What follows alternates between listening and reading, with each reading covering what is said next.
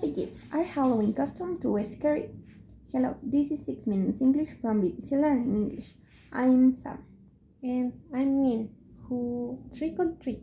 For listeners at home, Neil is dressed up as ghost. He's wearing a white bedsheet over his head with two holes cut all out for his eyes, which must mean It's Halloween, the start of autumn, when the days get shorter and leaves fall from the streets. Marks Halloween, a festival which is celebrated all over the world at this time of year. In Britain, people carve scary faces into pumpkin, and children go trick or treating, dressing up in festival dress costumes and visiting people home shouting trick or treat for sweets and candy.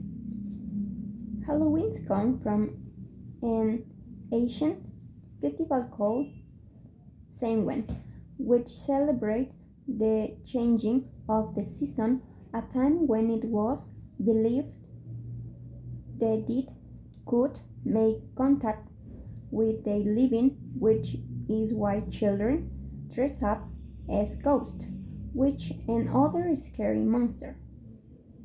But recently, online shops have removed several Halloween customs, including keeping clothes makes in real life serial killer custom after parents complained they were too frightened. In this program, we'll be discussing whether Halloween is no longer harmful, and as usual, we'll be learning some new vocabulary as well.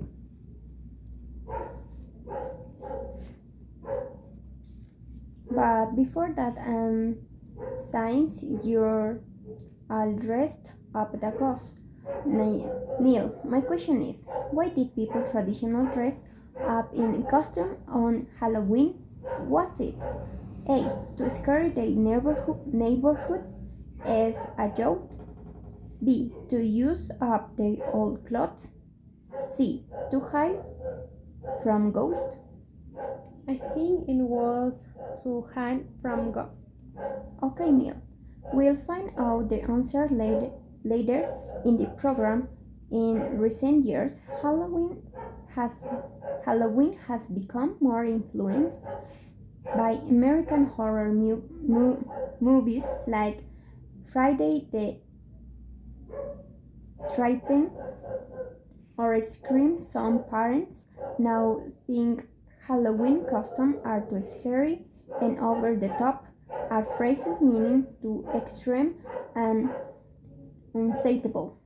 Mother of two, Joan Connell, was shocked when she took her 10 years old daughter shopping for Halloween costume. Here she explained what she saw the BBC Radio 4 program You and Yours. They've seen decoration of small children holding a teddy bear covered in blood.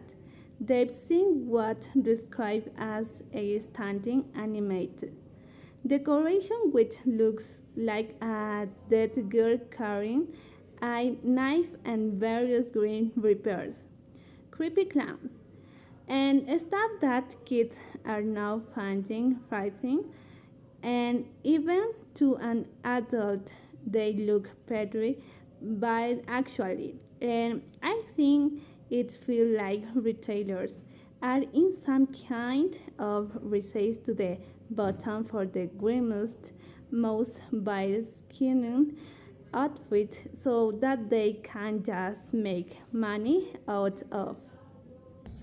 Yuan was horrified by Halloween customs of the Green Reapers, an imaginary column who wear a long black cloud, carry a sharper cutting to tall and represent death. She's wearing that costumes like These are too frightening for little children. Nowadays, Halloween is big business and Joanne thinks that the focus on money encourage shop in a race to the bottom, and phrase which describe a situation where companies compete with each other to sell as many products and cheaply as possible. The phrase is connected to the idea of standards getting worse and worse. But come on, Sam, isn't this going too far? I mean, Halloween is supposed to be scary. Parents don't want to stop people having fun, but over the top costumes are too scary for younger children. And some moms say they will no longer open the door to trick or treats because the costumes are giving children nightmares. Siobhan Fried, founder of the parenting website Channel Mom, thinks a compromise is needed. Here she is talking to BBC Radio 4's Your and Yours. There's a sort of halfway house, isn't there? I mean, I know everyone refers to the new generations as the snowflake generations, and we shouldn't be so worried about our little darlings.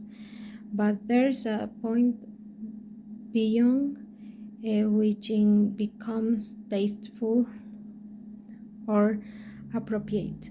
Seuven thinks that scaring customs are okay for teenagers, but she also wants to protect younger children. She thinks we need to find a halfway house, a campaign or arrangement which includes figures of two opposing ideas.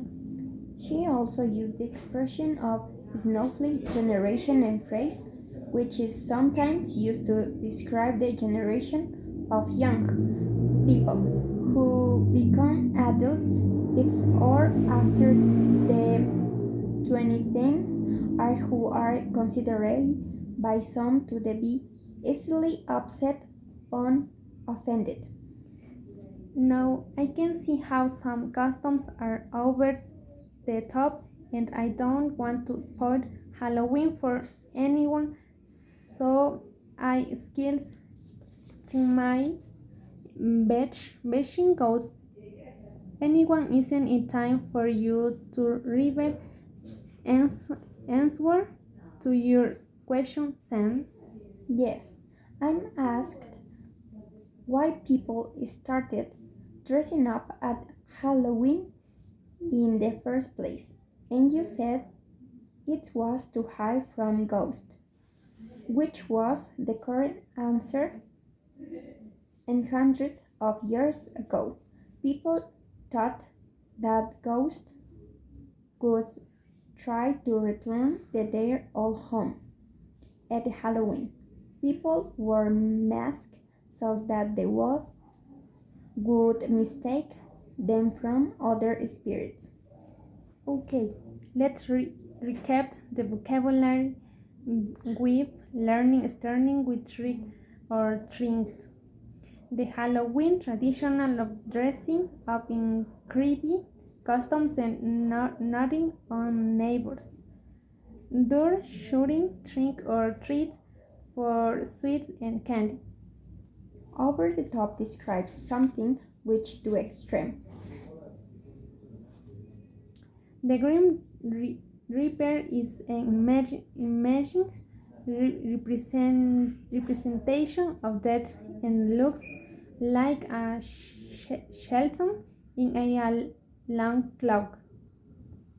A race to the bottom happens when companies compete with each other in order to sell as many products and cheaply as possible.